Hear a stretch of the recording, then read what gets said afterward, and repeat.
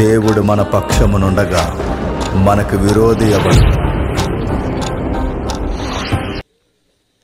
దేవుని వాక్యాలు ఈరోజు వినేంత ఓపిక ఈరోజు ప్రజానికానికి లేదు. వాక్యాన్ని విని దాని ప్రకారం జీవించాలన్న ఆశ కూడా ప్రజలకు లేదు. ఈరోజు వాక్యాలు ఎలా ఉన్నాయంటే, మనకు నొప్పి లేకుండా వాక్యం చెప్పాలి, మనల్ని ఏమీ అనకుండా వాక్యం చెప్పాలి, మనల్ని బుజ్జగించాలి, మన తప్పులు చేసినా మనల్ని ఏమనకూడదు. ఇలాంటి వాక్యాలు వింటున్నాం ఈరోజు. డైలీ వెర్సెస్ అని ప్రతిరోజు ఉదయాన్నే మన వాట్సాప్కి ఒక మెసేజ్ పంపిస్తారు. ఇది ఒక స్టైల్ అయింది ఈ మధ్య. ఇలా ఏ రోజు చర్చికి రారు కానీ వాట్సాప్లో మాత్రం మెసేజ్ పెడతారు మనకి. ఏదైనా ఇమేజో ఏదైనా షార్ట్ వీడియోనో పెడతారు. ఆ ఇమేజ్ కానీ షార్ట్ వీడియో కానీ మనం చదువుకుని చూసుకొని ఇదే పెద్ద భక్తి అన్నట్టు మనం ఫీల్ అయిపోతాం. మనం ఇక రాను రాను ఎలా బేస్ తగ్గించండి అన్న, బేస్ తగ్గించండి. రాను రాను ఎలా అయిపోయిందంటే, ఇక రాను రాను వాక్యాలు గంట వినేవాళ్ళు లేరు. ఇంకా ఆరాధనలు ఎక్కువైపోయాయి, వాక్యాలు తక్కువైపోయాయి. 25 నిమిషాల కన్నా వాక్యాలు చెప్పే సంఘాలు లేవు ఇప్పుడు. గంట వాక్యం చెబితే కూర్చునే భక్తులు కూడా లేరు ఇప్పుడు. అంత షార్ట్ అయిపోవాలన్నమాట. ఫాస్ట్ ఫుడ్ సెంటర్స్ ఎలా అయితే వచ్చాయో భక్తి కూడా ఫాస్ట్గా వెళ్ళిపోయి ఫాస్ట్గా చచ్చిపోవాలి ఈరోజు మనం. అలా అయిపోయింది భక్తి ఈరోజు. అందుకే జ్ఞానానికి విలువనివ్వని వారిని బైబిల్ ఎద్దేవా చేసింది. బైబిలు ప్రతి ఒక్కరి ముఖం మీద ప్రశ్నించినట్టు కొన్ని పురాతనమైన సంగతులు లిఖించింది. ఏవందో చూడండి ఒకసారి. సామెతల గ్రంథం 3వ అధ్యాయం, సామెతల గ్రంథం 3వ అధ్యాయం 13వ వచనం చూడండి. ఒకరు చదవండి. జ్ఞానము సంపాదించిన వాడు ధన్యుడు, వివేచన కలిగిన నరుడు ధన్యుడు. వెండి సంపాదించుట కంటే జ్ఞానము సంపాదించుట మేలు. జ్ఞానము సంపాదించుట మేలు. అపరంజి సంపాదించుట కంటే అపరంజిని సంపాదించుట కంటే జ్ఞాన లాభము నందుట మేలు. జ్ఞాన లాభం నొందుట మేలు. పగడముల కంటే పగడముల కంటే అది ప్రియమైనది. అది ప్రియమైనది. నీ ఇష్ట వస్తువులన్నీ నీ ఇష్ట వస్తువులన్నీ దానితో సమానములు కావు. దానితో సమానము కావు. దాని కుడి చేతిలో దీర్ఘాయువును దాని ఎడమ చేతిలో ధన ఘనతలున్నవి. దాని మార్గములు రమ్య మార్గములు. దాని త్రోవలన్నీ క్షేమకరములు. దాన్ని అవలంబించిన వారికి అది జీవవృక్షము. దాన్ని పట్టుకుని వారందరూ ధన్యులు. ప్రసంగంలోనే కాదు, సామెతల గ్రంథంలో కూడా రాస్తున్నాడు. ఏమంటున్నాడంటే, జ్ఞానము సంపాదించిన వాడు ధన్యుడు, వివేచన కలిగిన నరుడు ధన్యుడు. ఎండిని సంపాదించడం కంటే జ్ఞానమును సంపాదించటం మేలు. అడుగుతున్నాను, జ్ఞానము అంటే మొబైల్ జ్ఞానం కాదు. జ్ఞానం అంటే డబ్బులు సంపాదించడం కాదు. జ్ఞానం అంటే ఎదుటోడికి నైస్గా అబద్ధాలు అలా చెప్పాలి అన్నది కాదు. జ్ఞానం అంటే మనం ఈ సొసైటీలో బ్రతకడానికి మనం అలవాటు చేసుకున్న తీరుతెన్నులు కాదు. జ్ఞానం అంటే దేవుడు గూర్చిన వినికిడి అవగాహన కలిగి ఉండే జ్ఞానమును సంపాదించడం. ఆయనను గూర్చి తెలుసుకోవడం, ఆ యెహోవాను గూర్చి, బైబిల్ దేవుని గూర్చి, ఈ దైవత్వాన్ని గూర్చి మనం తెలుసుకోవాలి. ఇది తెలుసుకోవడానికి అవసరమైతే పెట్టుబడులు పెట్టాలట. ఏం పెట్టుబడులు పెట్టాలి? నీ ఎండి బంగారాలు ఇచ్చి జ్ఞానం సంపాదించమంది. కానీ గుర్తుపట్టండి, ఎండి బంగారాల 10 రూపాయలు ఇవ్వడానికి ఎడుతాం మనం దేవునికి. ఎండి బంగారాలు ఇచ్చి జ్ఞానం సంపాదిని అడుగుతున్నాను.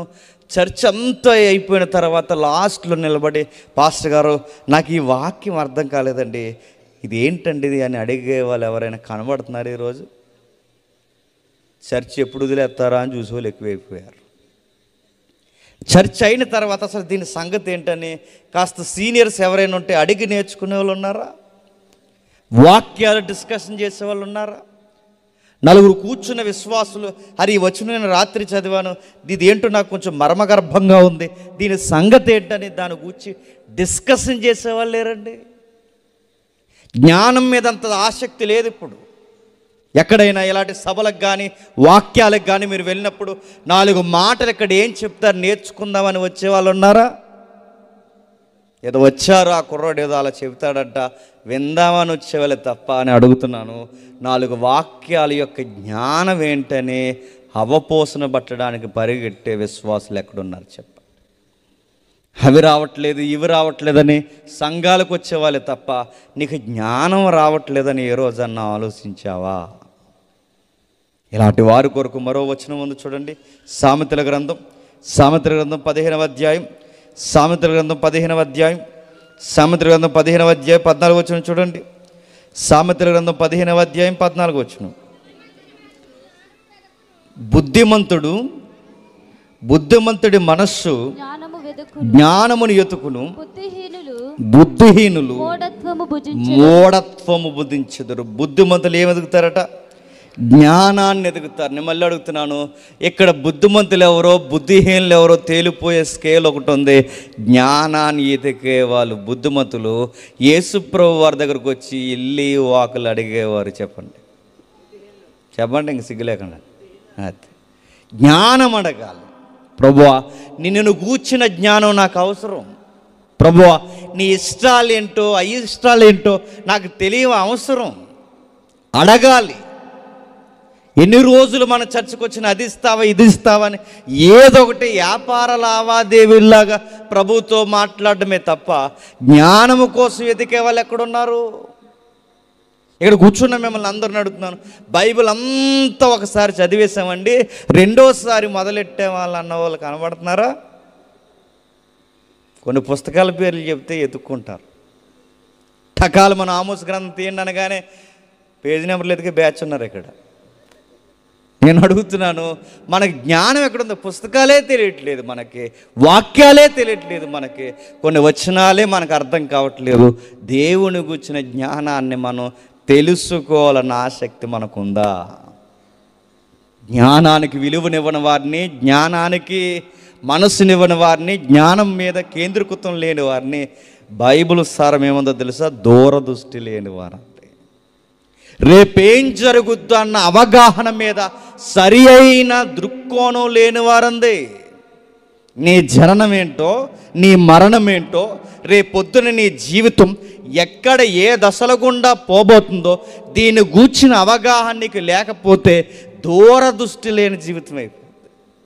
జీవితం అనగానే 60 ఏళ్ళ చిన్న జీవితమే కాదు, జీవితం అనగానే ఈ మరణం తర్వాత అగమ్య గోచరంతో ముడిపడిన ఒక జీవితం మనతో ముడిపడి ఉందని ఈ దూరదృష్టి నీకు లేకపోవడానికి కారణం దేవుని జ్ఞానం నీకు లేదు. దేవుని జ్ఞానం మనకు రావాలి అంటే బైబిల్ చెబుతుంది, జ్ఞానానికి మూలము, జ్ఞానానికి బోధకుడైన వాడు ప్రభువు అయిన యేసుక్రీస్తు. ఆయన దగ్గరకట ఒక ఆవిడ వస్తుందట, ఒక రోజు వచ్చి ఏమంటుందట, ప్రభువా వీళ్ళందరూ ఎప్పుడు జ్ఞానం ఇవ్వడానికి సంఘానికి రాలేదు ప్రభువా అని అడుగుతారు. ప్రభువా వీళ్ళెవ్వరూ జ్ఞానం పట్ల వీళ్ళకి ఆసక్తి లేదు ప్రభువా. నేను అడుగుతున్నాను, ఈమెకు కానీ వీడికి కానీ ఇతనికి కానీ ఇక్కడున్న వీళ్ళకి ఎవరికైనా నువ్వు నిత్యత్వాన్ని ఇస్తానంటే నేను ఊరుకోను ప్రభువా అందంట. ఎవరామె? మేడంజీ. ఎవరా మేడంజీ? శాబాదేశపు రాణి. చూడండి ఒకసారి మత్తయి సువార్త 12వ అధ్యాయం, చాలా జాగ్రత్తగా వినండి, కొంచెం లోతుకి వెళ్దాం. మత్తయి సువార్త 12వ అధ్యాయం 42వ వచనం. మత్తయి సువార్త 12వ అధ్యాయం 42వ వచనం చూడండి ఒకసారి. విమర్శ సమయమున దక్షిణ దేశపు రాణి ఈ తరము వారితో నిలువబడి వారి మీద నేరస్థాపన చేయను. ఏమంటుందో చూడండి. విమర్శ సమయమున, విమర్శ అంటే కడిగెత్తదని. విమర్శ అంటే అప్పుడప్పుడు మీరు చూసా, ఈ మమ్మల్ని చాలా విమర్శ ఎత్తున్నాడు అంటే నువ్వు ఏ విమర్శకే తట్టుకోలేకపోతున్నావు. ఆ రోజు విమర్శిస్తుందట. ఈడు తిండి దండగా విమర్శ, ఈడు 60 ఏళ్ళు ఈడు ఆయుష్ దండగా విమర్శ, ఈమె 52 వారాలు చర్చకు వచ్చింది విమర్శ, ప్రతిదీ వేసుకునే బట్ట, పీల్చే గాలి, తినే తిండి, ప్రతీది పాయింట్అవుట్ చేస్తుందట, విమర్శ చేస్తుందట. ఇంకా లోతైన భావానికి వెళితే ఏముందో తెలుసా? ఆర్గ్యుమెంట్ చేస్తుందట. నేను ఇంత కష్టపడి మా దేశాలు దాటి నేను సొలొమోను జ్ఞానం వినడానికి వస్తే, సొలొమోను కన్నా గొప్పవాడివైనా నీ జ్ఞానం వీళ్ళకి అబ్బలేదు ప్రభువా అని అడుగుతుందట. ఎప్పుడు ఈవిడ, ఎప్పుడు జడ్జిమెంటు, ఎప్పుడు మనిషి, ఎక్కడ జరగబోయే తీర్పు, ఆ రోజు ఈవిడ నిలబడి మనందరికీ అడ్డంగా నిలబడుతుందంటే బైబిల్ అంటుంది నిలబడతాది. అందరికీ అడ్డు నిలబడిపోద్దట. ఈమెకు పరలోకం ఇవ్వాలా వద్దా, లేదా ఈమె నిత్యత్వంలో ఉండాలా వద్దా, ఈమె నీ సన్నిధిని ఉండాలా వద్దా, ఈ అనుసంధానం చేయబడిన ఈ నిత్యత్వంలో వీళ్ళ ఉండాలా వద్దన్నది ఆ రోజు ఆవిడ చాలా చాలా ఆర్గ్యుమెంట్ చేస్తుందట. విమర్శ దినమున. ఇంతకీ ఈవిడ మన మీద విమర్శ చేయడానికి ఈమెకే హక్కులు ఉన్నాయి? ఈవిడ మన మీద ఇంత విమర్శ చేయడానికి ఈమెకు హక్కులు ఉన్నాయంటే, ఈవిడ మనకన్నా జ్ఞానం ఎతకడంలో గొప్పదంటే ఎస్, బైబిల్ అంది ఈమె సత్యాన్ని వేసి దేవుని జ్ఞానం కొరకు, దేవుని యొక్క సహవాసం కొరకు ఆ యెహోవాను గూర్చి ఎతికింది. ఎంతో దూరం ఎతికింది, ఖండాలు దాటి ఎతికింది. ఎంత దూరం గూర్చి ఈవిడ గొప్పతనం అంటే, ఈవిడ గూర్చి తెలుసుకోవాలి అంటే ఒక్కసారి పురాతనమైన చరిత్రలోకి మనం వెళ్ళాలి. షాబా దేశపు రాణి యెహోవా నామమును గూర్చియు సొలొమోనుకు కలిగిన తీర్పును గూర్చి విని మీద వచ్చింది. ఆ 3 విషయాలు అక్కడ ప్రస్తావిస్తున్నాడు. మొట్టమొదటి, యెహోవా అంటే ఎవరో తెలుసుకోవాలనుకుంది. ఏంటి అసలు యెహోవా అంటే ఏంటి? ఈ దేవుడెవరు? అసలు ఈయన గూర్చి నేను విన్నది, లేదా నేను వింటున్నది, నేను గమనిస్తున్నది ఎంతవరకు ఖచ్చితమైనదని మొట్టమొదటి పాయింట్ తెలుసుకోవాలనుకుంది. రెండవది, సొలొమోను గూర్చిన కీర్తి ఏంటో తెలుసుకోవాలనుకుందంట. మూడవది, గూఢార్థము గల ప్రశ్నలు తన దగ్గర ఉండిపోయాయి. ఏముండిపోని? గూఢార్థం గల ప్రశ్న. అంటే ఈవిడ ముఖ్యముగా ఇంత దూరం ప్రయాణం చేసి రావడానికి ఒకటి యెహోవాను గూర్చి తెలుసుకోవాలనుకుంది, 2 సొలొమోను గూర్చి తెలుసుకోవాలనుకుంది, 3 తన ప్రశ్నలకు సమాధానం దొరకాలి. గూఢార్థము గల ప్రశ్నలు. ఈ పదం వృత్తాంతాల గ్రంథంలో ఉంటుంది.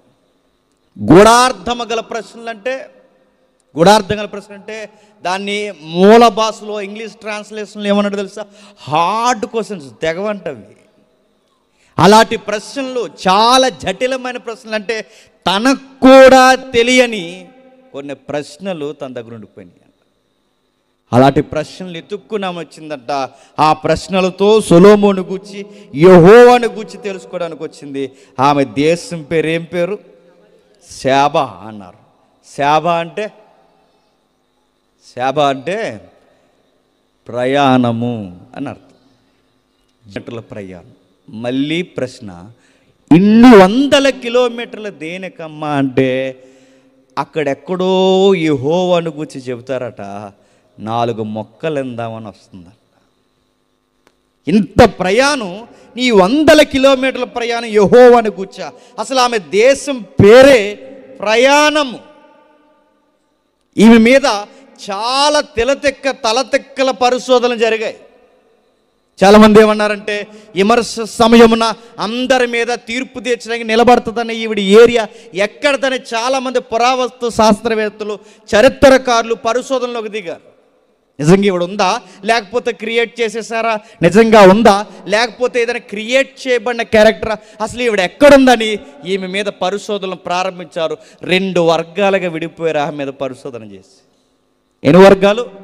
2 వర్గాలుగా దేనికి విడిపోయారు? ఎందుకంటే జాగ్రఫికల్ ఎవిడెన్స్ ఎత్తుకోవడం అంటే భౌగోళిక సాక్షి, ఈవిడ ఊరే ఇక్కడే అని ఒకరు, కాదు ఈమె ఊరు చాలా దూరాన్ని ఉందని మరొకరు.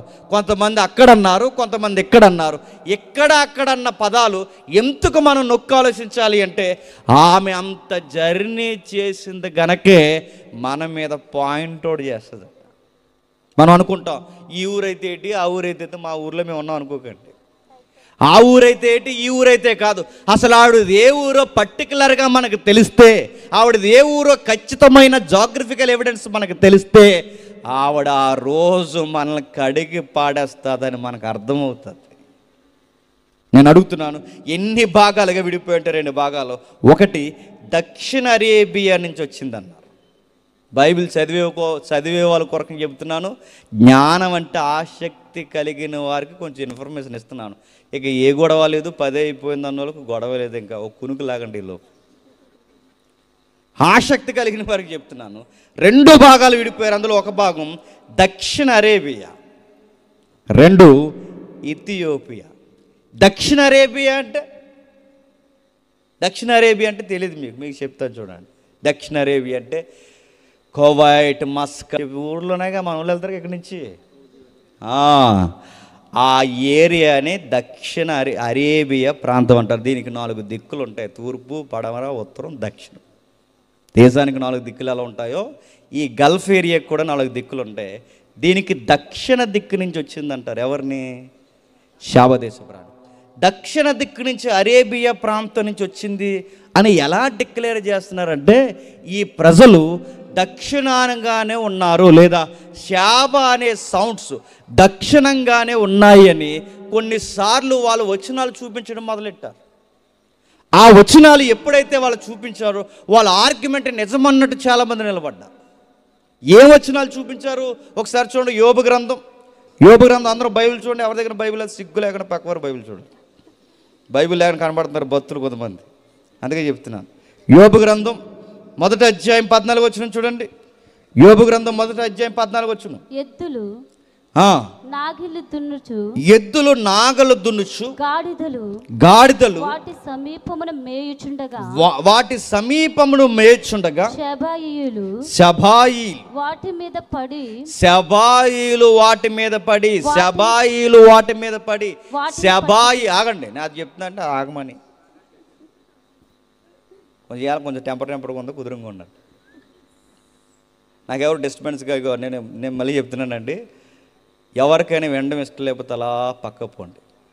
నా ఎదురుగా నిలబడి మాట్లాడుకున్నాడు నాకు తెక్కలు ఎగుస్తుంది నేను చెప్తున్నాను. ఎందుకంటే ఇది జ్ఞానం. ఇది మీకు వినడం లేకపోతే ఇష్టం లేకపోతే అలా సైలెంట్గా సిగ్గు లేకుండా వెళ్ళిపోండి. దేవుని సభ అయినా కానీ వినాలనుకుంటే ఉండండి, లేకపోతే వెళ్ళిపోండి ఇక్కడి నుంచి.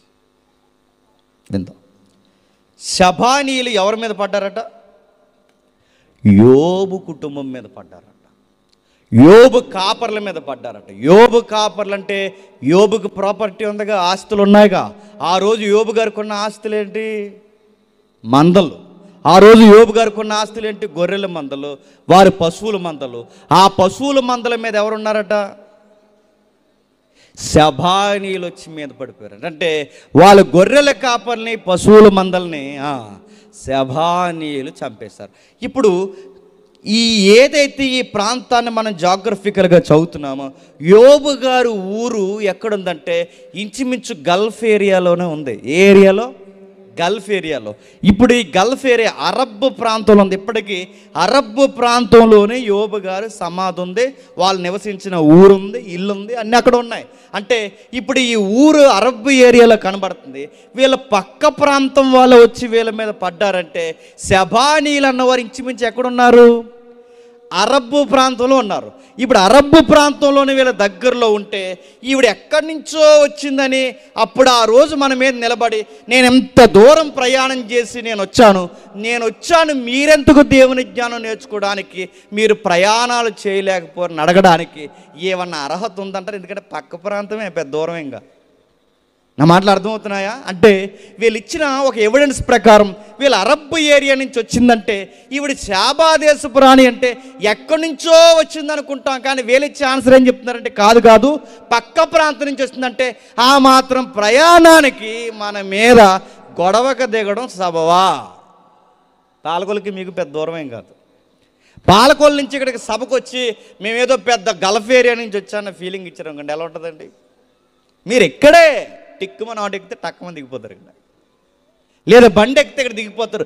ఈ ప్రయాణానికి కూడా మేము ఇంత కష్టపడి ఈ మందిరానికి వచ్చామంటే అది బాగోదు, సరైన కాజు కాదు, కారణం కాదు.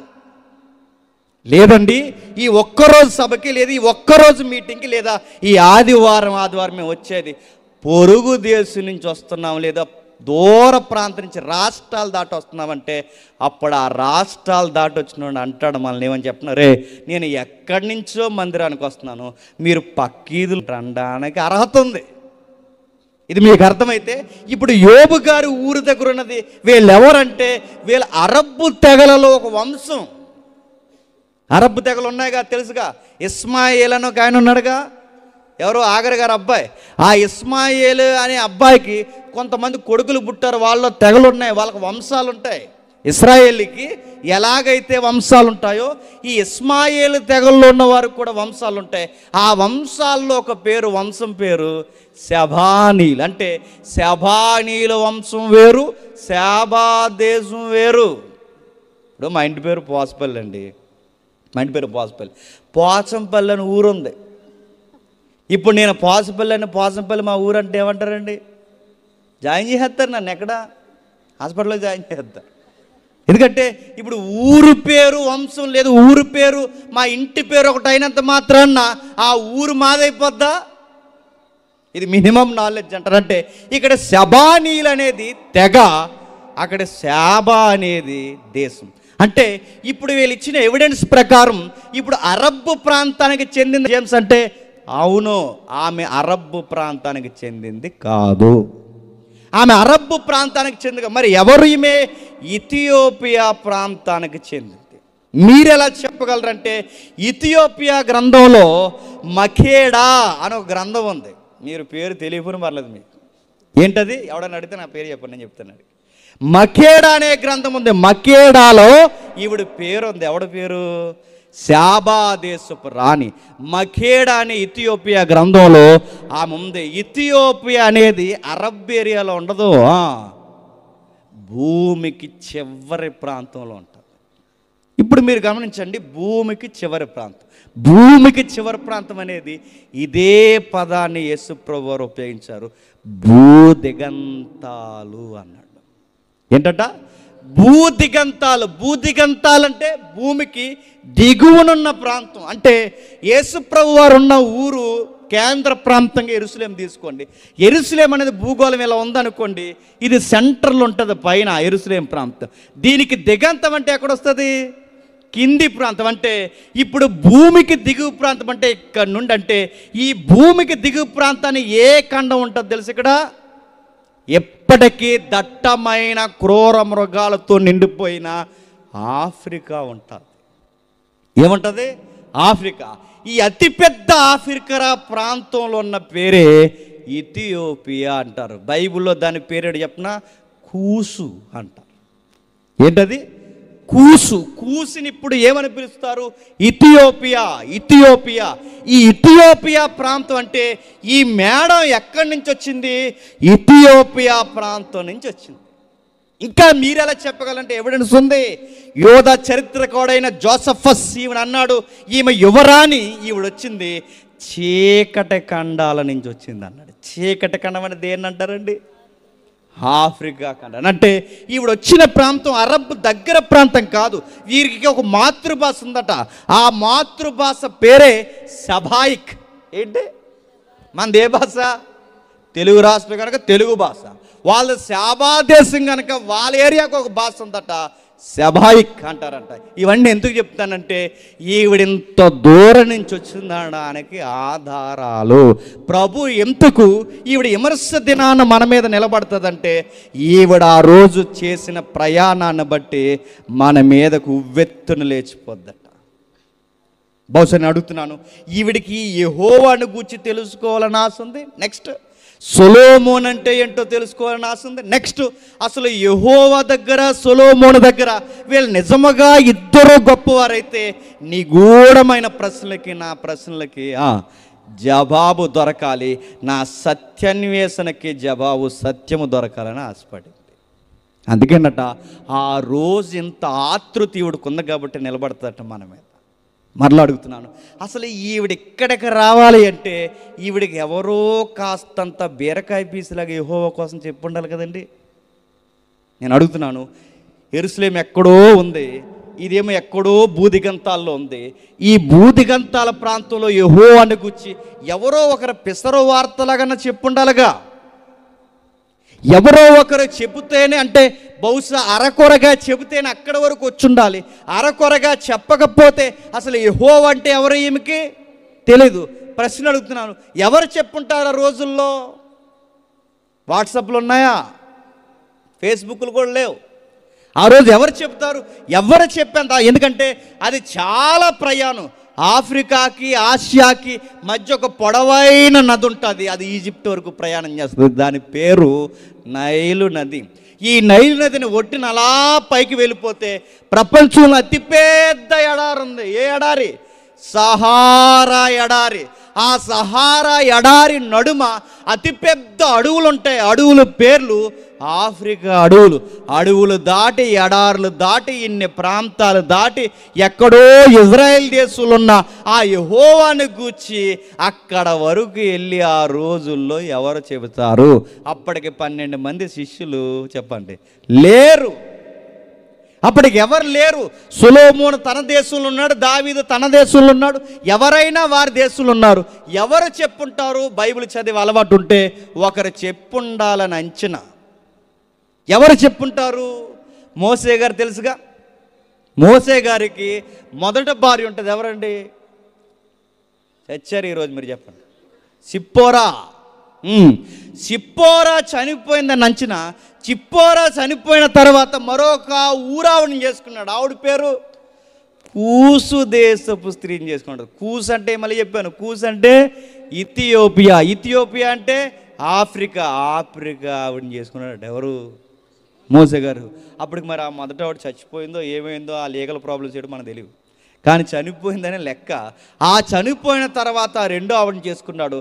అంటే ఆఫ్రికా భార్యని ఈవిడ చేసుకున్నాడు కనుక ఖచ్చితంగా ఈ యెహోవాను గూర్చిన ఉదంతాలు, బీజాలు ఎప్పుడు పడుండాలని అంచనా చెప్పండి? మోసే కాలంలోనే పడ్డాయంట. అంటే యెహోవాను గూర్చిన వార్త ఆ రోజుల్లోనే పడింది. మోసే కాలం అంటే మోసే కాలానికి సొలొమోను కాలానికి కొన్ని వందల సంవత్సరాలు ఉందంటే అప్పుడే కాస్తంత వీళ్ళకి యెహోవాను గూర్చి తెలుసట. రెండు, ఒకవేళ అలా తెలియలేదు, ఎలా తెలుసుండాలంటే అక్కడికిక్కడికి వర్తకాలు జరుగుతున్నాయి. సొలొమోను గారు అంటేనే వ్యాపారాలు ఎక్కువ చేశాడండి ఆయన. దావీదు గారు యుద్ధాలు ఎక్కువ చేశారు, సొలొమోను గారు వ్యాపారంతోనే పరిపాలన చేశాడు. ఆయనకి వాణిజ్యం బాగా తెలుసు. అందుకే ఆయన వ్యాపారాలు బాగా చేశాడు కనుక 2 ఖండాలకు మధ్యలో ఉన్నాడు. ఎవరు? సొలొమోను. అర్థమవుతుందని చెప్పేది మీకు అర్థమైపోయిన కొంచెం అనండి, లాస్ట్కి వెళ్ళేసరికి అర్థమవుతుంది. ఎందుకంటే నేను మళ్ళీ చెప్తున్నాను, మీకు ఏదో అర్థం అవ్వకపోతే మీరు అర్థమైపోయినా ఏడితే అండని వెళ్ళిపోయే రకం కాదు. మీకు అర్థమయ్యే వరకు చెప్పాలి.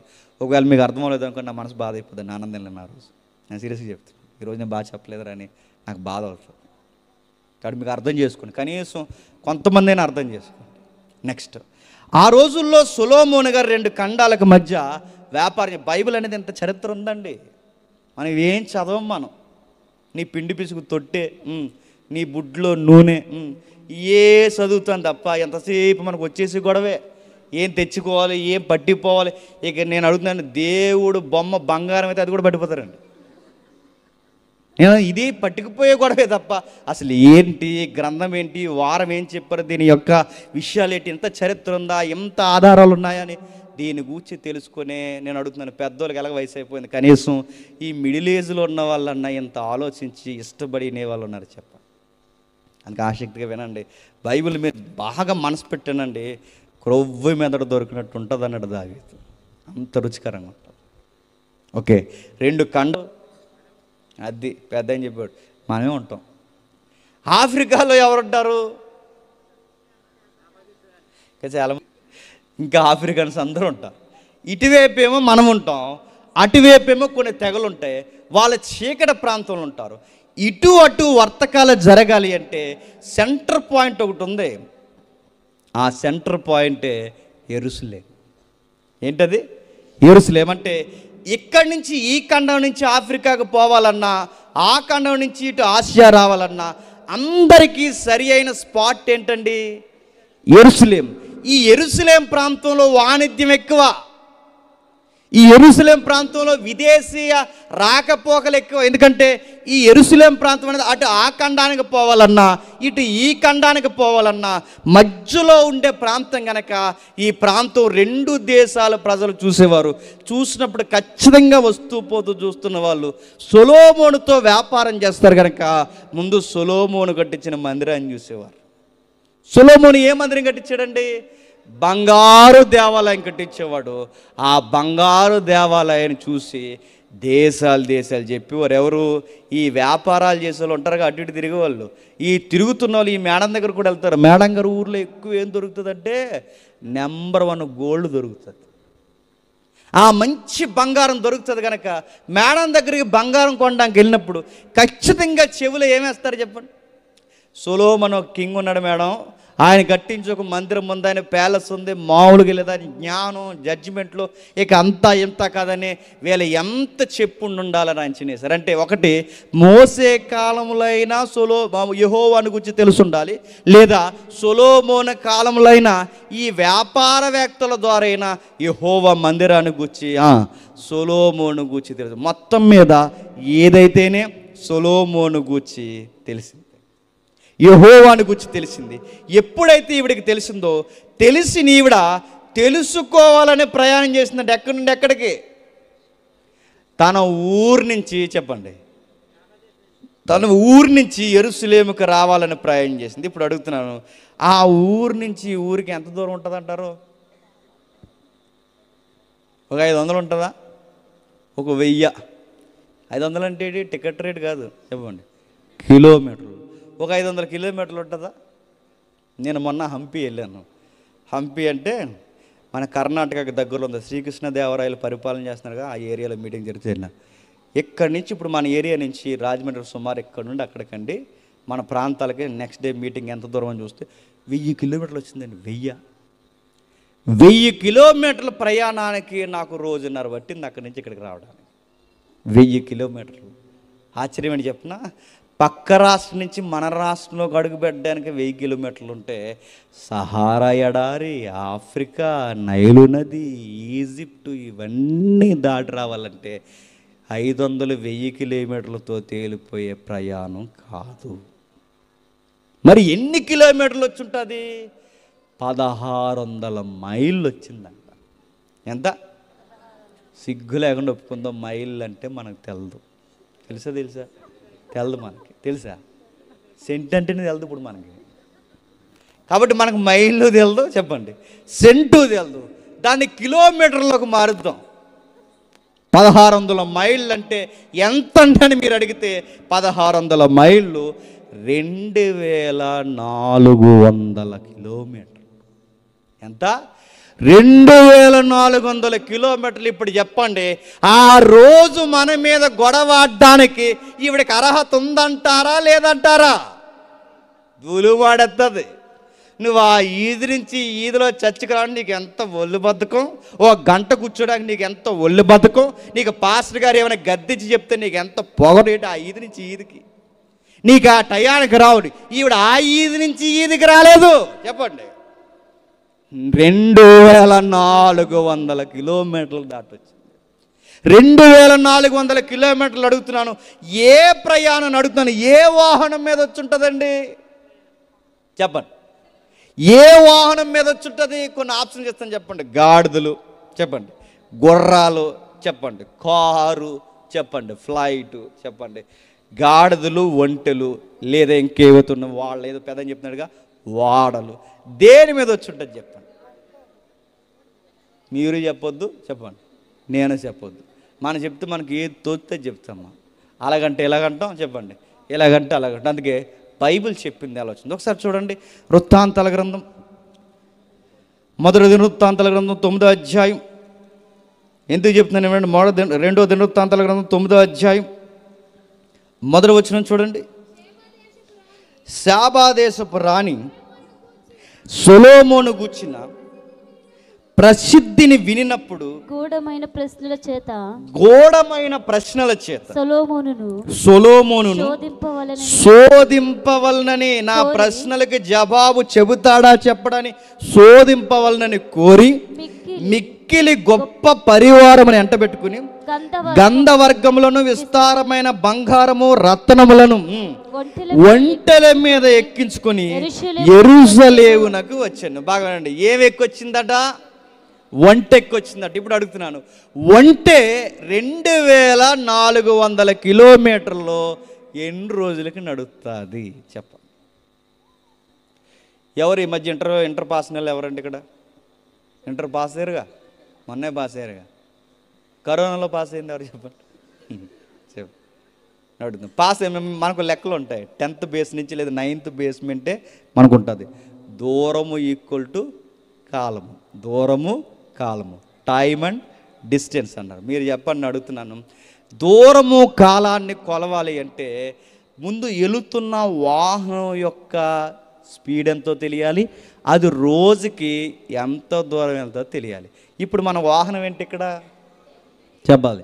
ఒంటె. ఒంటె లెక్కలేస్తే, మీరు గూగుల్ తెల్లని కూడా అడగండి చెప్తుంది. లెక్కలేస్తే సహజంగా రోజుకు ఒంటె ఎన్ని కిలోమీటర్లు నడుస్తుందని లెక్క తీస్తే 20 కిలోమీటర్లు నడుస్తుంది. రోజుకి ఎన్ని కిలోమీటర్లు? 20 కిలోమీటర్లు. ఒక ఒంటె రోజుకి 20 కిలోమీటర్లు నడిస్తే 2400 కిలోమీటర్లు, రోజుకి 20 కిలోమీటర్లు లెక్క కడితే ఎన్ని రోజులకి మేడాము యెరూషలేముకు వచ్చి ఉంటుంది చెప్పండి?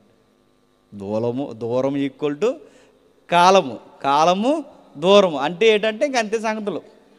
ఇప్పుడు ఒకడిని మేడం లెక్క అడిగిందంట, ఒరే అబ్బాయి అప్పులు లెక్కలు అడుగుతారు, అప్పులు అంటారు కదా, ఈ వడ్డీ లెక్కలు కట్టినప్పుడు అడిగింది మేడం, రే మన దగ్గర 1000 రూపాయలు ఉన్నాయి, ఆడికి ఇంత అప్పు ఇచ్చాం, ఆడికి 500 అప్పు ఇచ్చిన తర్వాత మనం తిరిగి ఇంకా 250 రూపాయలు ఇచ్చాడు, అందులో పర్సంటేజ్ మళ్ళీ 50 రూపాయలు ఆడికి ఇచ్చాం, మళ్ళీ మనం తిరిగేసి ఒక 20 రూపాయలు ఇచ్చాడు. ఇప్పుడు అందులో పోయి ఇందులో పోయి మొత్తం మీద మనకి ఇంత లెక్క ఇచ్చిన తర్వాత ఇది మనకు వచ్చింది ఇంత, పోయింది ఇంత, లాభం ఎంత, నష్టం ఎంత, ఈ వ్యాపారంలో నష్టాలు లాభాలు చెప్పరంటే ఈడు అన్నాడట.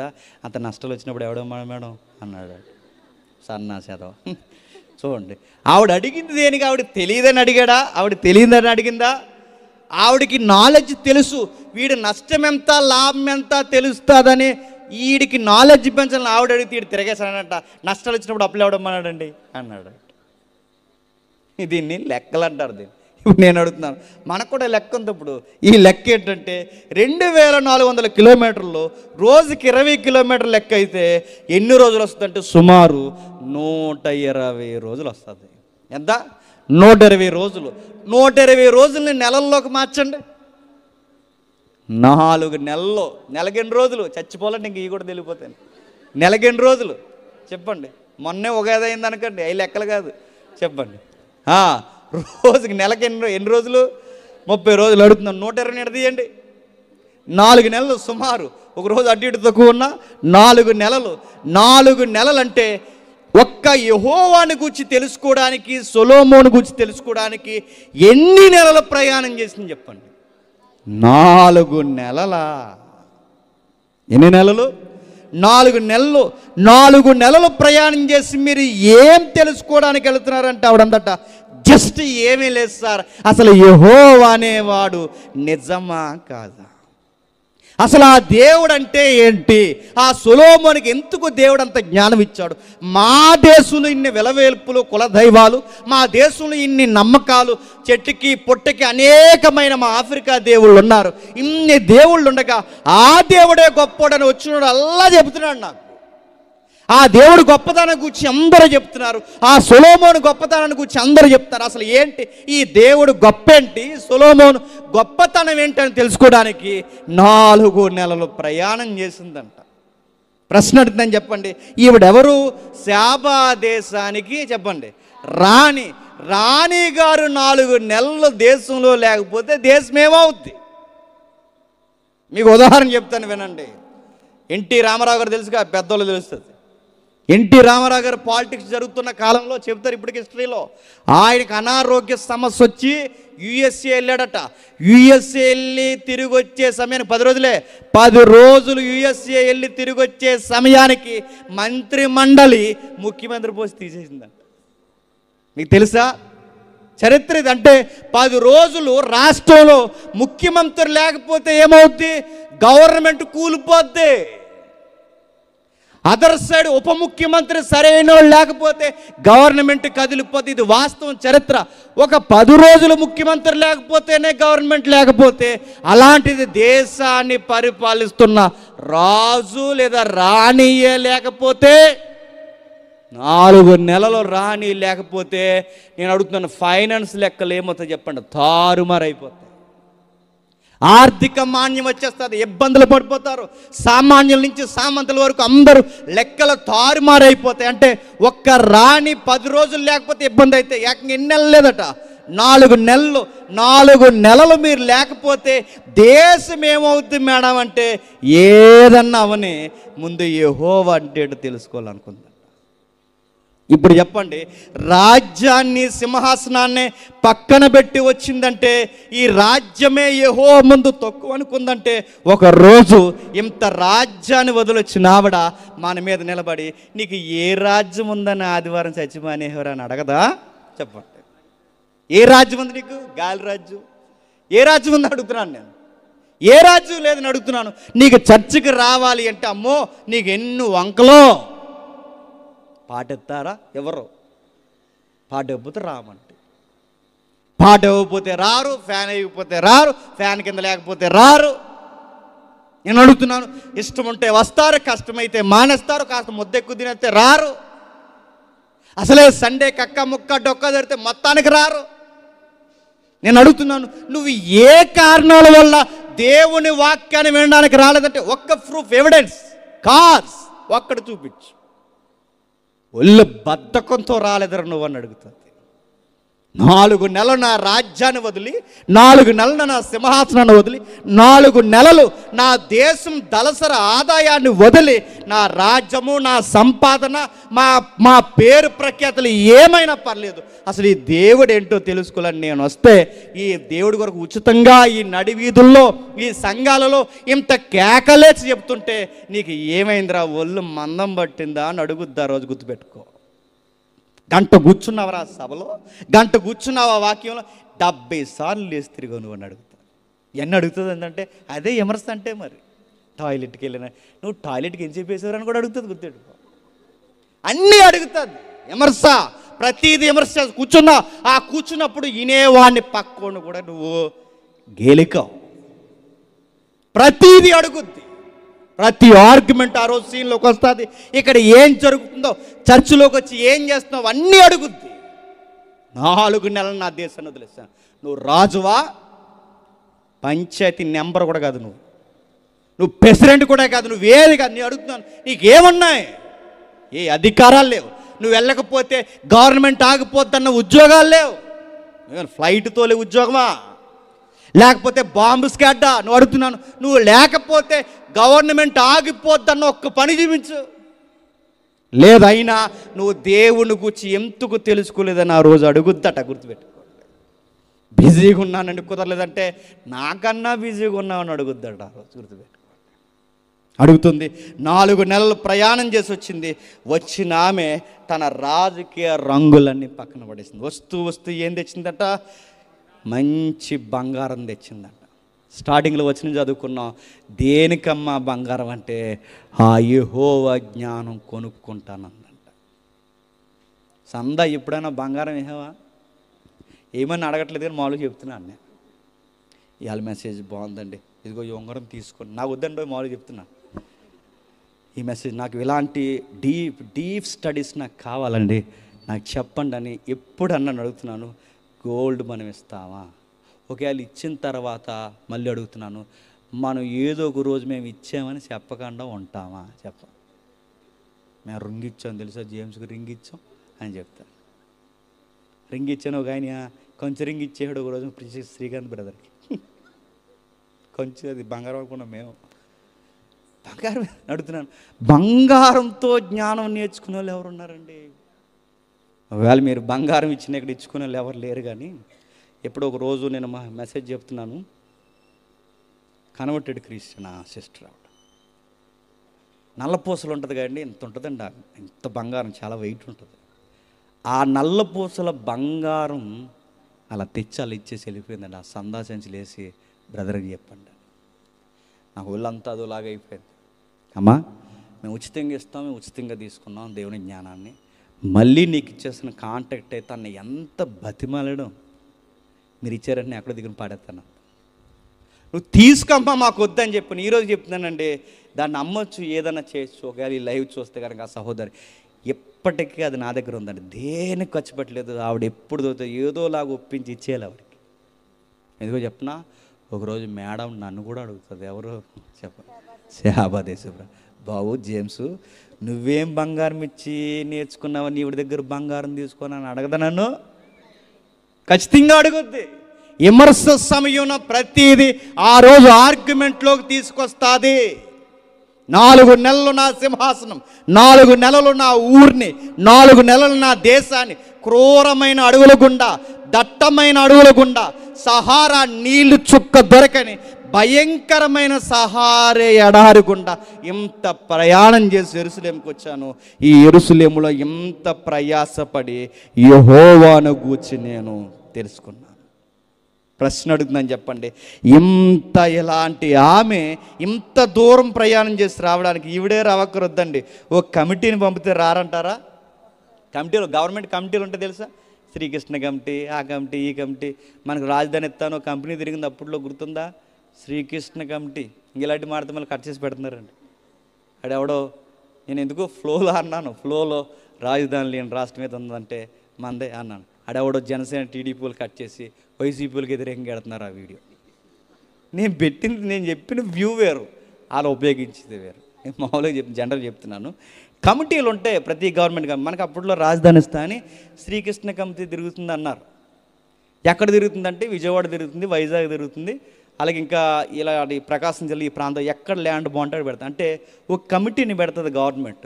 ఈవిడికి కూడా ఒక కమిటీని వేసి ఒక 10 మందినో 15 మంది సభ్యులను వేసి అసలు యెహోవా అంటే ఏంటి, ఆ సొలొమోను అంటే ఎంతవరకు వాస్తవం, వీటి గురించి తెలుసుకున్న ఒక కమిటీని పంపితే ఖచ్చితంగా కనుక్కొని రారంటారా?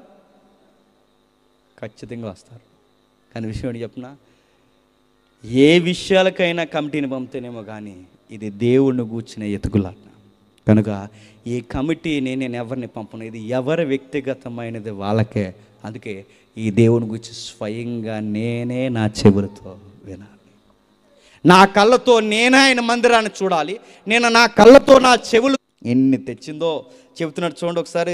రాజుల గ్రంథం త్వరగా ముగించిద్దాం. రాజుల గ్రంథం 9వ అధ్యాయం, రాజుల గ్రంథం 9వ అధ్యాయం, రాజుల గ్రంథం 9వ అధ్యాయం 10వ వచనం చూడండి. మరియు ఆమె రాజునకు 240 మనుగుల బంగారం, బహు విస్తారమైన గంధవర్గములు, రత్నములు చాలా ఇచ్చిందట. అడుగుతున్నాను, ఎంత బంగారం ఇచ్చింది? మనుగుల బంగారం, కేజీల బంగారం, గంధవర్గాలు తెచ్చిందట, రత్నాలు తెచ్చిందట.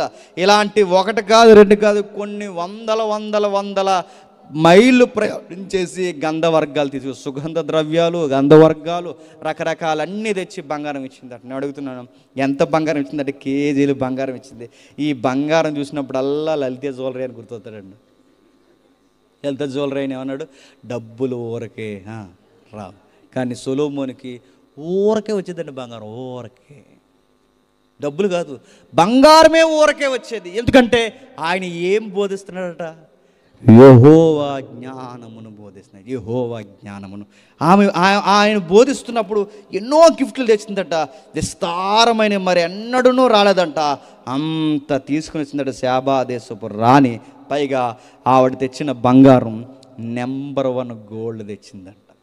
ఎప్పటికీ మంచి బంగారం ఎక్కడ దొరుకుతుందో చెప్పనా, ఆఫ్రికాలో దొరుకుతుంది. మీరు అప్పుడప్పుడు డిస్కవరీ వీడియోస్ చూడండి, నదులు, క్రూరమైన అడవులు కింద నదులు పారుతుంటాయండి. ఆ నది ఒడ్డంతా బంగారం ఉంటుంది, ఎవడు వెళ్ళడు అక్కడికి. ఎందుకంటే చాలా చాలా భయంకరమైన ప్రాంతం. అక్కడికి ఎవరు వెళ్ళడు, తేడానికి పర్మిషన్ ఉండదు. వెళ్ళిన పెద్ద పెద్ద మాఫియాలు ఉంటాయి. ఎంత బంగారం అలా అప్పుడప్పుడు మీరు వీడియోస్ చూడండి, ఎంత బంగారం అలా నదుల పక్కన గొట్లు అలాగుంటుందండి. అక్కడ నెంబర్ 1 గోల్డ్ దొరుకుతుంది. ఆ మేడం వస్తున్నప్పుడు నెంబర్ 1 గోల్డ్ తెచ్చింది. దేనికి మేడం ఈ మేడం అంటే ఆ వాక్యం నేర్చుకుందామని అంటుంది. ఏంటట? వాక్యము నేర్చుకోవడానికి ఇంత బంగారమా? నేను అడుగుతున్నాను, ఇలాంటి ఆవిడ వస్తుందని దావీదు ప్రార్థన చేశాడట. ఎవరు చేశారు? దావీదు ప్రార్థన చేయడమే కాదు, ఆ ప్రార్థన ప్రవచనంగా చెప్పాడు. ఆ ప్రవచన ప్రార్థనని సొలొమోను పాట రాసేసాడు. ఏం రాశాడు? పాట. అంటే తండ్రి ప్రార్థనని పాటగా రాశాడు. ఆ పాటలో ఒక లైన్ లేదా ఆ చరణంలో ఎవరిని పెట్టారు తెలుసా? ఈ మేడం ఊరు పేరు పెట్టారండి. చూస్తారు ఒకసారి చూడండి. 72వ కీర్తన త్వరగా ముగించుకుందాం. 72వ కీర్తన ఒట్టే చెప్తాను, ముగిస్తాను చూడండి. 72వ కీర్తన మొదటి వచనం చూడండి. పై చిన్న అక్షరాలు ఉన్నాయి చూడండి. సొలొమోను కీర్తన. ఈ కీర్తన ఎవరిది?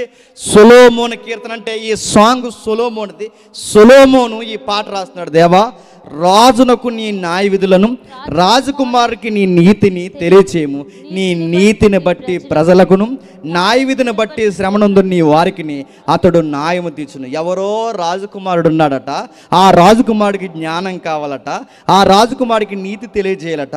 ఆ రాజకుమారుడు సామాన్య ప్రజలకు న్యాయ విధులను, శ్రమను తీర్చి న్యాయమైన తీర్పులు తీర్చాడు. ఎవరు ఈ రాజకుమారుడు? ఇక్కడ సొలొమోనే. అంటే ఈ ప్రార్థన చేసింది ఎవరు?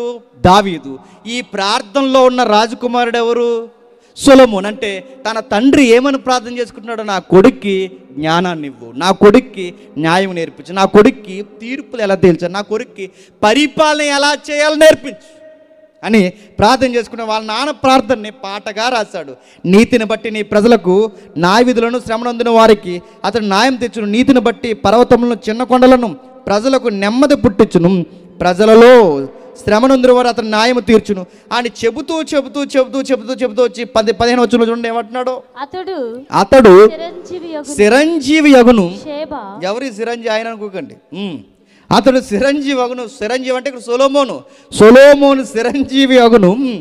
శావా బంగారం అతనికి ఇవ్వండి. శావా బంగారాన్ని తెచ్చింది ఎవరు? శాబాదేశపు రాణి. అంటే శాబాదేశపు రాణి బంగారం తెస్తాదని ముందే ప్రార్థనా ప్రవచనం చెప్పింది ఎవరు?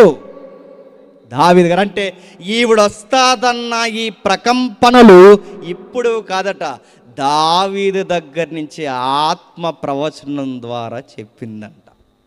ఆమె శాబాదేశపు బంగారాన్ని తెస్తుంది. తెచ్చిందంటే ఆ 10వ అధ్యాయంలో ఆమె బంగారమే తెచ్చింది.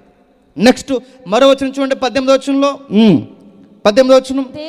దేవుడైన యెహోవా ఇశ్రాయేలు యొక్క దేవుడు స్తుతింపబడును గాకనే ఎవరైతే వచ్చారో వాళ్ళు అంటారు.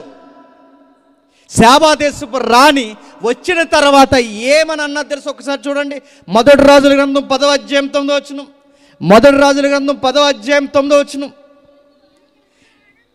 నీ యందు ఆనందించి నిన్ను ఇశ్రాయేలు మీద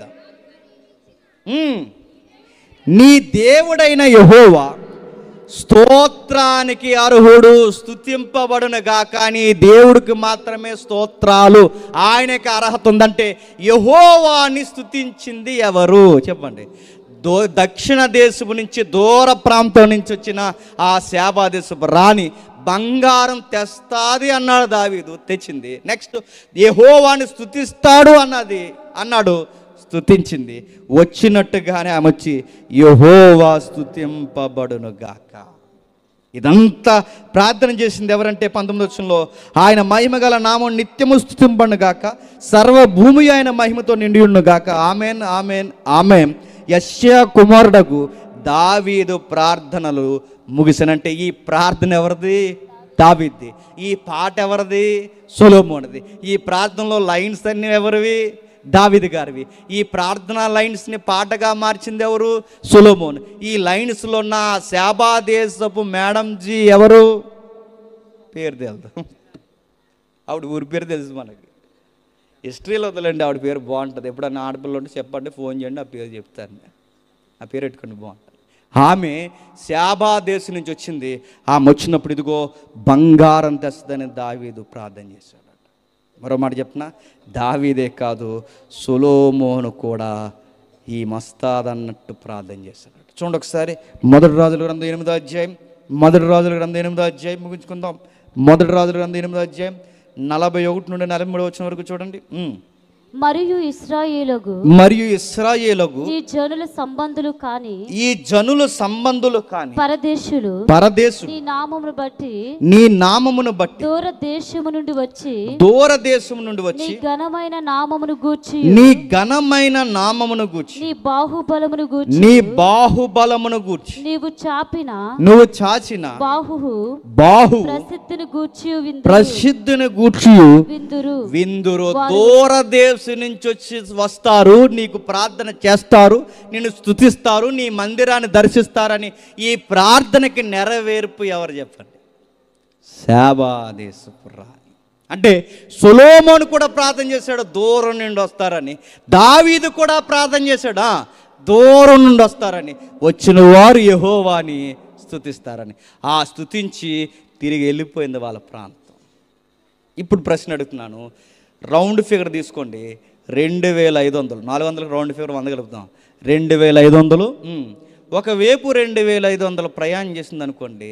మళ్ళీ తిరిగి వెళ్ళాలంటే మొత్తం ఎంత? 5000.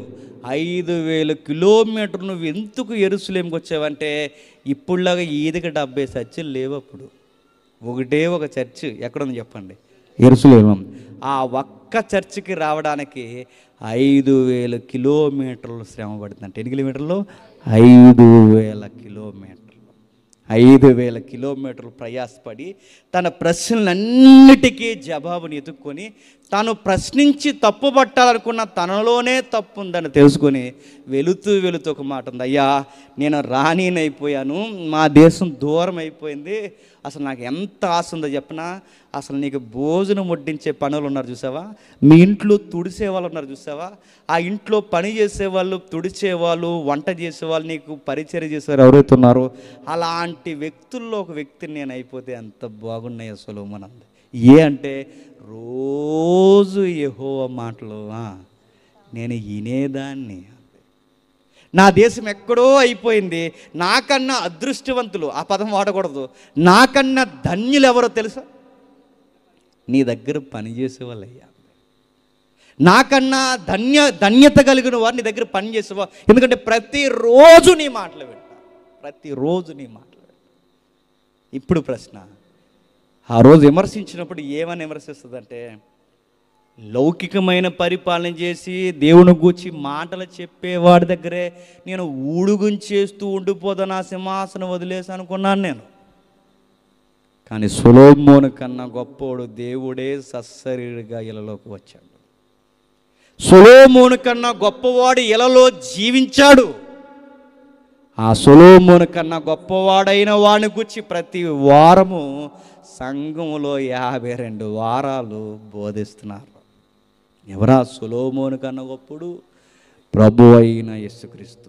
నేను సొలొమోను కొరకు ఇంత బంగారాన్ని, 4 నెలల కాలాన్ని, ఇంత ప్రయాసం నేను ఇచ్చేస్తే, సొలొమోను కన్నా గొప్పవాడైనా యేసును గూర్చి మీరు ఏం త్యాగం చేశారన్న ఆ రోజట చెప్పండి అడుగుతుందట. అందరు ఏం త్యాగం చేయలేదండి, ఎండాకాలం కదా, ఎండాకాలం అయిపోయి వెళ్దామని మానేసామండి అని చెప్తాం మనం. అది రేకుల చెట్టు అండి మా చర్చ్, అందుకే మానేసామండి. ఈ 4 వారాలు చెప్పండి ఏసీ చర్చిలకు వెళ్ళిపోయామంటే అన్నీ అడుగుతుంది. అన్నీ అడుగుతుంది ఆవిడ, ప్రతీది అడుగుతుంది. అరే సొలొమోను దగ్గర పని చేసుకుంటూ ఉండిపోదాం అనుకున్నాను రా. అసలు అలాంటి వాక్కులు నా టైంలో నా దగ్గర వినిపిస్తే నా సింహాసనం వదిలేసి ఉండిపోతుంది నేను అన్నది. ఆ రోజు అడుగుతుంది, నిలబడుతుంది. ఎందుకంటే సొలొమోను కన్నా గొప్పోడు మన మధ్య ఉన్నాడు. ఎవరు సొలొమోను కన్నా గొప్పోడు? ప్రభు అయిన యేసుక్రీస్తు ఎంత గొప్పవాడంటే సొలొమోను భోజనం బల్లట డయాస్ ఎంత ఉందండి? ఈ డయాస్ ఎంత ఉందో అంత పొడవు భోజనం బల్ల మధ్యాహ్నం భోజనానికి. మధ్యాహ్నం ఆయన భోజనం చేయడానికి బల్ల ఎంత ఉంటుందట. ఇవన్నీ కూరలే, ఎన్ని రకాలు ఉండాలో అన్ని కూరలు, ఆ మిడిల్ ఆసియా ఐటమ్స్, ఈ డిష్ ఉంటుందిగా, ఎన్ని రకాలు ఎన్ని ఉండాలో అన్నీ వండి పెట్టేవారట. మరి ఆయన తిని కూడా అలాగ గెలుపు లేకుండా తెలియదు, కానీ ఎంత భోజనం, ఎంత లగ్జరీ భోజనం తినేవాడట. కానీ సొలొమోను కన్నా గొప్పవాడిన ప్రభు అయిన యేసుక్రీస్తు వారు తన తండ్రి చిత్తము నెరవేర్చడానికి ఆకల దప్పులతో భూమి ఎత్తిరిగా. ఈయన పరిపాలనలో ఈయన రోజుకి రకరకాలు తిన్నాడు. ఈయన తిండి లేని వారికి చెప్పండి తిండి పెట్టాడు. పేద ప్రజలు తింటుంటే ఈయన తిన్నానన్న తృప్తిలో ఈయన ఉండిపోయాడు. ఈయన సొలొమోను కన్నా గొప్పవాడు. సొలొమోనుకి దేశంలో ఏ దిక్కుకి వెళ్ళినా ఎక్కడికి వెళ్ళినా రకరకాల రెస్ట్ తీసుకునే ప్యాలెస్లు ఉన్నాయి, కానీ మనుష్య కుమారుడికి తల వాల్చడానికి చోట్లు. ఈ సొలొమోను భూమి మీద పరిపాలన బంగారు సింహాసనం మీద కూర్చుని పరిపాలించాడు. సొలొమోను కన్నా గొప్పవాడైన ఈ దేవుడు బంగారు రోడ్లను, బంగారు సింహాసనాన్ని వదిలి ఈ మట్టి రోడ్ల మీద మన కొరకు బతకడానికి భూమి మీదకి వచ్చాడు. ఈయన సొలొమోను కన్నా గొప్పవాడు. ఇంకా సొలొమోను 1000 మందిని పెళ్లి చేసుకున్నాడు. ఎందుకంటే ఆ రోజుల్లో రాజులు కాదు గొప్ప. కానీ ఈ క్రొత్త నిబంధన సొలొమోను చూడండి, ప్రతి స్త్రీని అమ్మా అని పిలిచాడు. వ్యభిచారిని కూడా తల్లితో సమానంగా గౌరవించాడు. తల్లులను లేవనెత్తాడు, తండ్రులను లేవనెత్తాడు, ప్రతి పేద ప్రజను గౌరవించాడు. ఈయన సొలొమోను కన్నా గొప్పవాడు. ఈ సొలొమోను కొరకు నేను అన్నీ వదిలేసుకుంటే సొలొమోను కన్నా గొప్పవాడైన ప్రభు కొరకు మీరు వారం వారం మీ టైం అయినా కేటాయిస్తున్నారని అడుగుతాడు. ఈరోజు మెసేజ్లు ఎలా ఉండాలి చెప్పనా? ఇలా రావాలి, వెంటనే మనకి చెప్పండి అలాగ అయిపోవాలి. షార్ట్ వీడియోస్ వచ్చేయండి ఈ మధ్య, షార్ట్లు అవి చూస్తున్నారు దరిద్రవేటో. ఫుల్ లింక్ ఇస్తాం అవి చూడరు. షార్ట్లు టక్ టక్ మని వచ్చాలి, టక్ మన్ రీల్స్, టక్ మని రావాలి, టక్ మని వెళ్ళిపోవాలి. ఈరోజు మెసేజ్లు కూడా మనకి ఎలా చెప్పినా టయానికి అయిపోవాలి. టయానికి అవ్వకపోతే పాస్టర్ గారు భోజనం చేసేసరిలో ఉంది అనుకుంటాం. మనకి ఎన్నో అనుమానాలను అడుగుతున్నాం. 1 గంట వాక్యం వెళ్ళినాం, 1 గంట కుదిరి కూర్చున్నాం. నీ కొరకు ఊరకే రా, నీకు పరలోకం తెరిసింది రా, నీకు గేట్లు తెరిచి ఇచ్చారని ఆ రోజు నీకు ఆహ్వానం వినబడుతుంది అనుకుంటున్నావా? అడ్డంగా నిలబడుతుందట. ఎవడిటు, ఎవరీమె, ఈమె ఎక్కడికి వెళ్ళింది, ఎక్కడుంది అన్నీ అడుగుతుందట. ఇతగాడు ఎక్కడ ప్రతీది నిలదీస్తుందట. వాక్యం అంటే ఆసక్తి లేదు, ప్రార్థన అంటే భక్తి లేదు, కనీసం నీ మాటలు వినాలన్న కనీసం ఇంకిత జ్ఞానం లేదు, ఏమీ లేదు. ఇలాంటి వారికి నువ్వు ఎలా ఇస్తానంటున్నావయ్యా నువ్వు నిత్యత్వాన్ని? నేను 4 నెలలు ప్రయాసపడ్డానయ్యా. వీళ్ళు ఎక్కడి నుంచి వచ్చారయ్యా? పక్కీదుల నుంచి వచ్చారు అంతేనయ్యా, పక్కూరు నుంచి వచ్చారయ్యా అంటుంది. కంపేర్ చేస్తుంది. నేను నా దేశ సార్వభౌమ అధికారంతో నా దేశానికి నిర్వాహకురాలుగా ఉన్నాను. నేను అడుగుతున్నాను, వీళ్ళ దేనికి నిర్వాహకులు? గృహ నిర్వాహకులు అంతే. కష్టపడుతావు, తెస్తావు, ఇంటికి ఎత్తావు, వండుతావు, జాగ్రత్తగా మీ భర్తకి పిల్లలు పెడతావు. ఇదే కదా మన గృహ పరిపాలన. ఈ గృహ పరిపాలన వదిలే మనం దేశ పరిపాలన వదిలొచ్చింది. ఆవిడ అన్నీ పక్కన పెట్టి వచ్చింది. ఆమె గృహాన్ని కాదు దేశాన్ని వదిలింది. ఆమె వంట వార్పులు వదిలి రాలేదు, ఒంటెలెక్కి చెప్పండి అధికారం వదిలొచ్చింది. ఇంకా కిందికి చెప్తున్నాడు, ఆమె 4 నెలలు ప్రయాణం చేసింది. ప్రతి వారం అంటదట, ఒక్క రోజుకే నేను ఎంత ప్రయాసపడితే 52 వారాలు మీకు చెప్తున్నారు, ఏ రోజైనా మీరు వచ్చారయ్యా అని అడుగుతుందట. బాధాకరమైన విషయం ఏంటి చెప్పిన? ఈవిని చూస్తుంటే ఆడవాళ్ళందరూ జాగ్రత్తగా వినాలండి. ఎందుకు చెప్పిన? బంగారం ఇచ్చే జ్ఞానం కొనుక్కుందంట. బంగారం షాపుకి వెళ్ళండి, అన్ని ఆభరణాలు ఎవరుకుంటాయండి చెప్పండి. ఒక్కడిని అడుగుతున్నాను, అన్నీ 1, 2 ఉంటాయండి మగవాళ్ళకి. అంతే, ఉంగరం, చైను, మండగొలుసు, అంతే, ఇంకేమి లేవు. ఇది ఈ 3 మాకు, ఈ 3. కానీ ఎన్ని ఆడవాళ్ళకి ఎన్ని ఉంటాయండి, ఎన్ని ఐటమ్స్, ఎక్కడ పెట్టుకునే ఎన్ని ఉన్నాయి, ఎన్ని రకాలు. సగం జ్యువెలరీ షాపులు అన్నీ ఏల మోడల్స్ ఉన్నాయి. మేడం అంటదట, లలిత జ్యువెలరీ షాప్కి వెళ్ళావు లేదో నాకు తెలియదు, కానీ నువ్వు టైంకి చర్చికి వెళ్ళావా అని అడుగుతుంది. ఎవరిని? మేడంని అందరిని అడుగుతుంది. గుర్తుపెట్టుకోండి, మిమ్మల్ని అందరిని అడుగుతారు. ఆవిడ అంటది, నా బంగారాన్ని తెచ్చి నేను దిగదుడుపుగా ఇచ్చేసాను, నువ్వు బంగారం కొరకు నువ్వు దేవుణ్ణి పట్టించుకోకుండా తిరుగుతున్నావా అని అడుగుతాడు. బంగారం కన్నా విలువైన వాడు ఈ ప్రభు అయిన యేసుక్రీస్తు వారు, ఆయన ఏ రోజన్నా నీ బుర్రకెక్కడా అని అడుగుతుందట. సొలొమోను లౌకికమైన తీర్పులు తీర్చాడు, ఈ ప్రభు ఒకరోజు సిలువ వేయబడిన క్రీస్తు నీకు నాకు తీర్పు తెచ్చిపోతున్నాడు, మనందరి మీద తీర్పు తీర్చిపోతున్నాడు. సొలొమోను తీర్పులు భూ సంబంధమైన పెద్ద ప్రాబ్లం ఏముండదు, కానీ ప్రభు అయిన యేసుక్రీస్తు వారి తీర్పులు భూలోక పరలోకానికి సంబంధించినవి. ఆ రోజు ఆయన తీర్పు తీరుస్తాడు. ఆ తీర్పులో ఆయన జడ్జిగా అక్కడ కూర్చుంటాడట. ఆయన జడ్జిగా పైన కూర్చుంటే కింద లాయర్లాగా వాదించేసేది ఎవరంట చెప్పండి. అడ్డంగా అడుగుతున్నాను, ఆవిడతో వాదించే మనకు లాయర్లు ఉంటారు అనుకోకండి. ఆ రోజు ఏదో లాయర్ని పెట్టి వాదించేద్దాం పని అయిపోద్ది అనుకోకండి, ఏం అవదు. ఆవిడతో వాదించేది, ఎందుకంటే ఆవిడ ప్రశ్నలు దేశంలోనే ఎవడు చెప్పలేకపోయాడు, ఒకే ఒక్కడు చెప్పాడు. ఎవరు చెప్పండి? సొలొమోను. నడుతున్నాను. ఇప్పుడు ఈ సొలొమోను కన్నా గొప్పడికి సపోర్టుగా వాదిస్తుంది ఎవరు? ఆ ప్రభు అయిన యేసుక్రీస్తు వారికి సపోర్టుగా. ఇప్పుడు ఆ జడ్జి ఈవిడ ఒక్కటై వాదిస్తే తప్పించుకుంటా ఉంటారా చెప్పండి? ఖచ్చితంగా దొరికేస్తాం. చర్చికి ఎన్ని గంటలకు వచ్చాం, ఎన్ని గంటలకు పోతున్నాం, ఏమి విన్నాం, ఏమి వినలేదు, బైబిల్ ఎన్నిసార్లు చదివాం, ఎన్నిసార్లు ప్రార్థన చేస్తుంది, ఇవన్నీ లెక్కలేస్తాం.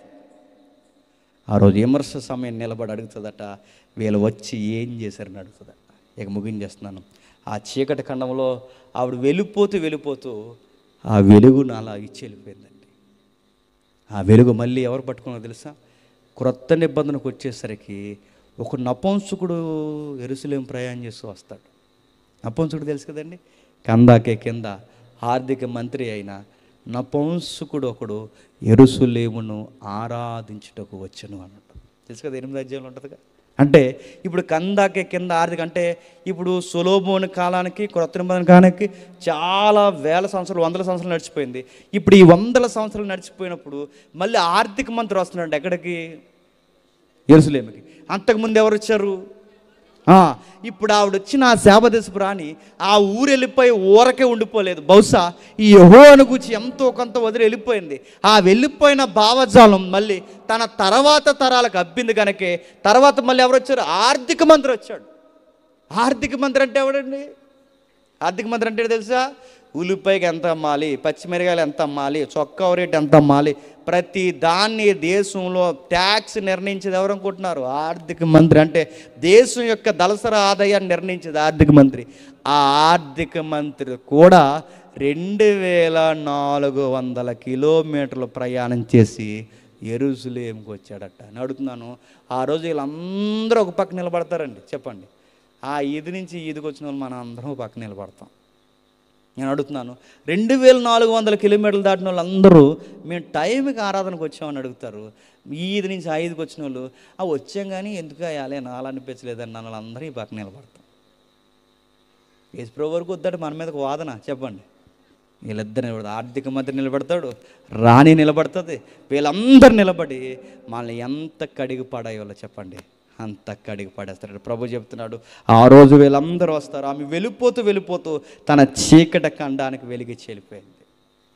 మన ఈదుల్లో మన ఊర్లో కూడా చీకటి ఉంది. తాగుతున్నారండి మన ఈదుల్లో? తాగుతలేదండి, అందరూ బతులు ఉన్నారంటారా చెప్పండి? తాగుతున్నారు కదా, మన ఈదుల్లో అందరూ తాగుతున్నారు. మన ఈదుల్లో సిగ్గులు ఎక్కడ చెప్పండి? వ్యభిచారాలు, సంసారం విలువ మర్చిపోయి వ్యభిచారాలు చేస్తున్న వాళ్ళు ఉన్నారు లేదా? ఉన్నారు. చర్చికి వచ్చి పోరంబొగు చూపులు చూసే వాళ్ళు ఉన్నారు లేదా? ఉన్నారు. ఇలాంటి రకరకాల పనులు ఉన్నారు. ఎంత చీకటి ఉంది. ఆ చీకటి ఖండానికి ఆవిడ ఎప్పుడో వదిలేసిపోతే ఆర్థిక మంత్రి రక్షింపడ్డాడు. ఎంత చీకటి మీ చుట్టూ ఉంది, మీరు మీ ఈదులకైనా వెలుగునివ్వగలరా అని అడుగుతున్నాను. నేను ముగించేస్తున్నాను. ఆ రోజు అడుగుతుందట, నేను వెళ్ళిపోతూ ఆర్థిక మంత్రి లాంటి వారికి యెహోవాను గూర్చి నా దేశంలో వదిలేసి నేను వెళ్ళిపోయాను. మీ తరానికి నీ నమ్మిన భక్తిని గూర్చి, నీ యెహోవాను గూర్చి నువ్వేమన్నా చెప్పావా, నేర్పించావా? ఆ రోజు మన మీద ఆర్గ్యుమెంట్ దిగుతుందట. ఇప్పుడు చదవండి మత్తయి సువార్త 12వ అధ్యాయం. మత్తయి సువార్త 12వ అధ్యాయం 43 అమ్మా 42 వచనం. విమర్శ సమయమున దక్షిణ దేశపు రాణి ఈ తరము వారితో నిలవబడి వారి మీద నేరస్థాపన చేయును. ఏంటంటే ఆమె సొలొమోను జ్ఞానమును భూమి దిగంతాల నుండి వచ్చెను, ఇదిగో సొలొమోను కంటే గొప్పవాడు ఎక్కడున్నాడు. ఈరోజు ఎక్కడున్నాడు? ప్రతి చర్చిలో ఉన్నాడు. ఈరోజు ఎక్కడున్నాడు? ప్రతి బోధకుడు నోట విన్నాడు. బైబిల్గా మీ మధ్య ఉన్నాడు. ఈయన సొలొమోను కన్నా గొప్పగా ఉన్నాడు. ఈయన గూర్చి నేర్చుకున్నావా? ఎండి బంగారాలు హెచ్చించి ఈయన గూర్చి ఏమన్నా నేర్చుకుంటున్నావా? ఏ మతానికైనా మీరు పొండి, ఏ గుడికైనా మీరు పొండి, అక్కడ నేర్చుకునేది ఏముండదండి. దాన్ని పెట్టుకుని వచ్చేయడమే, నేర్చుకునేది ఏముండదండి. కానీ ఒకే ఒక విశ్వాసంలో మాత్రం వారం వారం పోయి నేర్చుకుంటారు. ఆ విశ్వాసమే క్రైస్తవ్యం. గుర్తుపెట్టుకో. మీరు ఏ గుడికన్నా పొండి, దండం పెట్టండి, ఎంతకంత ఇచ్చి వచ్చేయండి, కానీ ఇక్కడికి రండి, ఏదో ఒకటి నేర్పిస్తారు.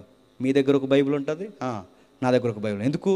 మీరు నేర్చుకోవాలి, నేర్పించడానికి నేను నేర్చుకొని మీకు బోధించాలి. అందుకే నీ చేతుల్లో బైబిల్ పెట్టాడు, నా చేతుల్లో పెట్టాడు. నేర్చుకోవాలి. ఈయన గురించి చదవండి. ఈయన గురించి ఎంత చదివితే అంత జ్ఞానం వస్తుంది. ఎంత జ్ఞానం సంపాదిస్తే అట్టువాడు దీర్ఘాయువు కలిగిన వాడు అవుతాడు. అట్టువాడు జీవవృక్షమును సంపాదించిన వాడు, అట్టువాడు ధన్యుడవుతాడు. అట్టువాడు ఇక్కడ ఉన్న వారందరికన్నా వాడు యెహోవా దృష్టికి భయభక్తులు కలిగిన వాడు అవుతాడు. ఆ రోజు విమర్శ దినమున శాబాదేశపు రాణితో పాటు ఒక జాబితాలో నిలబడతాడు. దేవుడు మిమ్మల్ని దీవించును గాక. ఆమేన్, ఆమేన్, ఆమేన్. ప్రార్థన చేసుకో.